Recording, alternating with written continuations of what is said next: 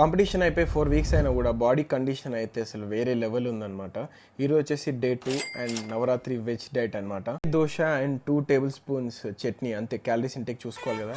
డాడీకి business work ఉందంటే బయటికి తీసుకెళ్ళిన అనమాట. ప్రోటీన్ షేక్ తాగి ఇంటికి వచ్చి లేట్గా అయితే జిమ్కి అయితే వెళ్ళి మనం ఫ్లెక్సిబిలిటీ మీద బాగా వర్క్ చేస్తాం. బ్యాక్ ఎనీ గ్యాప్లో అనుష్క వచ్చేసి మనకు పోజింగ్ చూపిస్తే ఇది ప్రాక్టీస్ చేస్తా చాలా అంటే చాలా బాగుండే. పులప్స్తో వార్మప్ చేసుకొని నెక్స్ట్ ఎక్స్ట్రీమ్ లెవెల్లో డెడ్ లిఫ్ట్ అయితే చేసినాము. ఈ గ్యాప్లో వీడైతే వచ్చిందనమాట. వీడినైతే ఫుల్ ఏడిపిస్తాము. వీడు అనుకుని ఉండొచ్చు, మీ అమ్మ అనవసరంగా వచ్చిన కదా నాయన వీళ్ళు ఉన్న టైంలో జిమ్కి అని.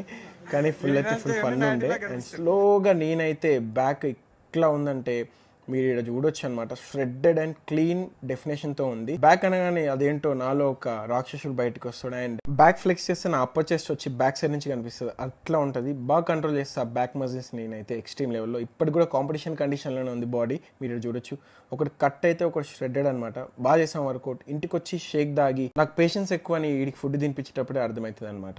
మమ్మీ ఇది కుక్ చేసింది పన్నీర్ ఏదైనా అన్నాను అనుకో, ఈ పాటికి యాజ్ఞిక్ గడికి ఇంటికి వెళ్ళే దారిలో మన డిపిఎస్ గ్రౌండ్లో అయితే మంచి పెడతారు అనమాట. తెలిసిన అన్న వాళ్ళే పెడతారు. సో దుర్గామాత దగ్గర దర్శనం చేసుకొని డే 2 అయితే నేను అట్లా వాకింగ్కి వచ్చినాము. వాకింగ్ విత్ ఒక్క నిమిషం అయితే తిప్పిన కెమెరా అప్పుడే బూతులారా.